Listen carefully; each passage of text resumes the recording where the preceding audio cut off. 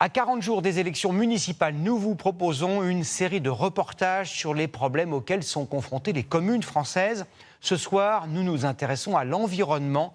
Comment vit-on dans une ville polluée ? Arnaud Etcheverry et Gilles Parot se sont rendus à Martigues, une ville située tout près d'une des plus grandes zones industrielles de France. Vue du ciel, la pollution est déjà bien visible.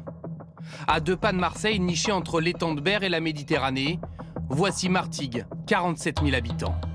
Son joli port de pêche, ses rues commerçantes et son immense zone industrielle sur des dizaines de kilomètres.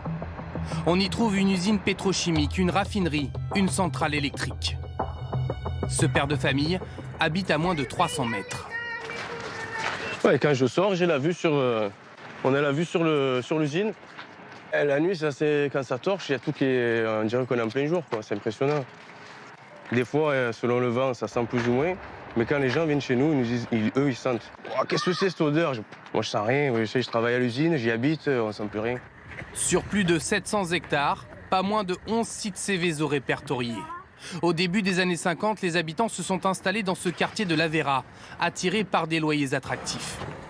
Devant l'école primaire, les parents nous expliquent qu'ils ont appris à vivre avec. En cas d'incident, normalement, ils doivent rester dans les salles de classe, ne pas sortir, essayer de calfeutrer effectivement autour des fenêtres et de se protéger le plus possible. Et est-ce que c'est déjà arrivé que dans cette école? À ma connaissance, non. À Martigues, la pollution est essentiellement d'origine industrielle. Mais il y a aussi ces supertankers stationnés à Fos-sur-Mer et l'autoroute qui traverse la ville. Et tout cela n'est pas sans conséquence sur la santé des habitants. Plusieurs études ont montré que dans la région, le nombre de maladies cardiovasculaires et de cancers est bien plus élevé qu'ailleurs. Là, j'avais la perruque, on faisait des randonnées et pas très en forme. Hein. Cette infirmière a vécu 45 ans à Martigues. En 2007, elle tombe malade, cancer des ganglions. Il y a des tas de cancers, mais celui-là, le lymphome non hodgkinien, celui que j'ai, c'est le lymphome de la pollution. Je me suis dit, il faut que je parte. Hein. Et si je veux continuer à vivre, il ne faut pas que je reste là. Voilà, donc c'est pour ça que je suis partie. Et depuis, je suis vraiment mieux, ça c'est sûr. Les habitants de Martigues sont-ils en danger? Les industriels affirment avoir baissé de 60% leurs rejets polluants. Le maire, lui, dit faire pression pour aller plus loin, mais il semble impuissant. Moi tout seul, je risque pas de faire grand-chose. Donc il faut que c'est terrible ce que vous dites quand même. Vous dites que à votre niveau, vous ne pouvez pas faire grand-chose. Il y a des études qui prouvent qu'il y a un taux de cancer qui est plus élevé qu'ailleurs. Qu'est-ce que vous dites aujourd'hui? Il semble que ce soit le cas. Et c'est pas il semble, c'est que les études le montrent. Oui. Qu'est-ce que vous dites aujourd'hui? Moi, ce que je dis, c'est que les industriels doivent continuer à faire l'effort. Alors, et moi, je vous dis, qu'est-ce que vous dites? On ferme toutes les usines ici? Hors de question pour le maire, car à Martigues, un actif sur 2 travaille dans les usines. Plus de 6 000 emplois, directs ou indirects. Pour la ville, c'est aussi une manne financière qui a permis la construction d'un théâtre, d'une halle ou encore d'un conservatoire, des équipements dignes d'une métropole. La lutte contre la pollution sera l'enjeu majeur des prochaines élections. 5 listes sur la ligne de départ, de l'Union de la gauche jusqu'au Rassemblement national. Et vous allez voir, chacun a sa petite idée.